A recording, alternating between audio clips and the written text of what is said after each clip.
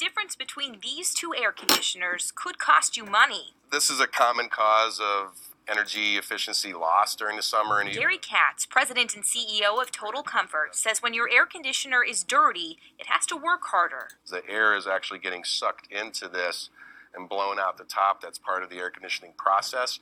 And if it's clogged, it can't breathe. The harder it works, the more energy it uses, and the more you pay. And this is what that should look like when it's clean. That it'll cost people a minimum of 20 to 30% more electricity to run an air conditioner dirty like that just to cool the same as this clean one would.